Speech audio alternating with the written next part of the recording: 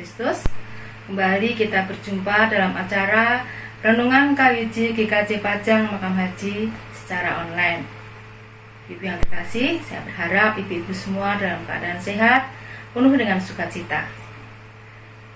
Sebelum kita bersama-sama belajar firman Tuhan, mari kita berdoa, mohon bimbingan Tuhan.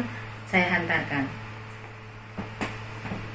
Tuhan Allah Bapa kami yang bertahta di kerajaan surga yang maha mulia, kembali kami mengucap syukur ya Tuhan untuk penyertaan-Mu, untuk pemeliharaanmu, untuk berkat-berkat-Mu dalam kehidupan kami hari lepas hari ya Tuhan, sehingga saat ini ya Tuhan kami dapat bersama-sama mendengarkan renungan KWJ GKJ Pajang Makam Haji secara online. Berkati kami ya Tuhan, berkati setiap hati kami yang akan mendengarkan firman-Mu, berkati hati kami dengan Roh Kudus-Mu, berkati juga hamba-Mu yang akan menyampaikan renungan pada saat ini. Kalau terselip dosa dalam kami berdoa mohon ampun, dalam nama Tuhan Yesus kami telah berdoa dan mengucap syukur. Terima kasih ya Tuhan, puji Tuhan, amin. Ibu-ibu yang terkasih dalam Tuhan Yesus Kristus, dalam renungan saat ini kita akan belajar dari salah satu tokoh wanita dalam Alkitab, yaitu Ester. Dan ayat saya ambilkan dari Ester 4 ayat 15 sampai Ester 5 ayat yang ke-8. Adapun saya ambil dari Ester 4 ayat yang ke-16. Demikian firman Tuhan. Pergilah, kumpulkanlah semua orang Yahudi yang terdapat di Susan, dan berpuasalah untuk aku.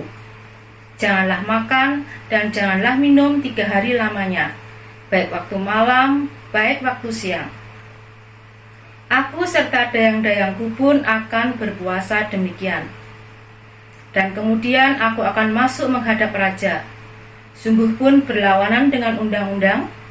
Kalau terpaksa aku mati, biarlah aku mati. Dengan ibu-ibu, nats yang diambil dari Ester 4 ayat 16. Dan renungan pada saat ini saya beri judul Pengorbanan Ester dan Belas Kasihan Tuhan. Ester merupakan seorang perempuan Israel yang bernama asli Hadasa. Dia adalah anak dari seorang Israel bernama Abihail. Pada zaman Ester ini, bangsa Israel dikuasai oleh bangsa Persia. Ester terpilih menjadi ratu menggantikan Ratu Wasti. Ester pun menjadi permaisuri Raja Persia waktu itu yang bernama Raja Ahasiweros. Dalam kitab Ester dikisahkan bagaimana kisah-kisah heroik mengenai Ester yang membela bangsanya. Ibu-ibu, salah satu kisah yang paling menyentuh adalah ketika Ester harus berani berkorban bagi bangsanya. Hal ini terjadi ketika Haman merencanakan untuk membunuh semua orang Yahudi. Haman merupakan orang kepercayaan Raja Ahasiweros yang mempunyai dendam dan iri hati kepada bangsa Yahudi.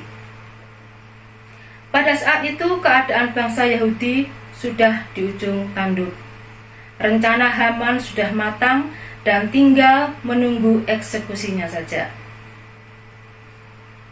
Hanya ada satu jalan keluar yang masih bisa ditempuh waktu itu.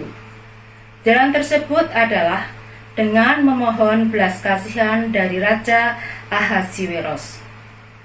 Esterlah yang paling memungkinkan untuk dapat melakukan hal tersebut, karena Ester adalah ratu pada waktu itu. Namun ibu-ibu, peraturan undang-undang di Persia waktu itu membuat jalan tersebut juga merupakan jalan yang sangat sulit. Sebab siapapun tidak boleh menghadap raja tanpa ada undangan resmi dari raja. Bila tetap ada yang nekat untuk menemui raja, maka hanya ada 2 kemungkinan. Bila raja tidak berkenan ditemui, orang tersebut akan dihukum mati. Namun, bila raja berkenan, maka orang tersebut masih selamat dan boleh bertemu atau menghadap raja. dalam Ester 4 ayat 11. Ester harus mengambil risiko dengan menghadap raja, sebab itulah satu-satunya peluang untuk dapat menyelamatkan orang Yahudi. Tentu ini bukanlah hal yang mudah, sebab secara akal sehat ini sangat bertentangan dengan undang-undang yang berlaku. Belum pernah ada orang yang selamat dengan bertemu raja tanpa diminta. Itulah fakta yang dihadapi Ester. Sekalipun ia adalah seorang permasyuri, namun undang-undang di sana sangatlah ketat. Ibu-ibu, Ester mencoba melawan akal sehatnya dan mengambil keputusan heroik untuk memperjuangkan nasib bangsanya. Sehingga muncullah ayat yang menceritakan pengambilan keputusan Ester tersebut, serta pesan yang menyentuh hati dari seorang Ester kepada yang bangsa Yahudi, seperti yang tertulis dalam Ester 4 ayat 16 yang merupakan nats kita tadi. Akan saya ulang pembacaannya. Pergilah, kumpulkanlah semua orang Yahudi yang terdapat di Susan dan berpuasalah untuk itu. Janganlah makan dan janganlah minum 3 hari lamanya, baik waktu malam, baik waktu siang. Aku serta dayang-dayangku pun akan berpuasa demikian. Dan kemudian akan masuk menghadap raja. Sungguh pun berlawanan dengan undang-undang, kalau terpaksa aku mati, biarlah aku mati. Ibu-ibu yang terkasih dalam Tuhan Yesus, kata-kata Ester di akhir ayat di sini menjadi bentuk kerelaan hati Ester untuk berkorban bagi bangsanya. Kata-kata dari seorang perempuan muda, kata-kata yang keluar dari hati terdalam seorang yang rela berkorban untuk orang banyak. Pengorbanan Ester ini sepertinya berlawanan dengan akal sehat manusia, sebab resikonya sangat besar. Hal tersebut dapat mendatangkan kerugian bagi Ester. Bahkan bisa saja ia akan kehilangan nyawanya dengan melakukan tindakan tersebut. Prinsip ini memang sangat bertentangan dengan prinsip dunia yang cenderung mengatakan agar kita memikirkan untung dan rugi dalam melakukan segala sesuatu. Tindakan Ester sungguh bertentangan dengan nalar kita. Dia adalah seorang ratu. Untuk apa menyusahkan diri sendiri? Apa yang dilakukan Ester bertentangan dengan hukum kerajaan dan bertentangan dengan norma kerajaan Persia pada waktu itu. Tetapi demi kepentingan dan keselamatan orang Yahudi, Ester harus melakukan semuanya itu.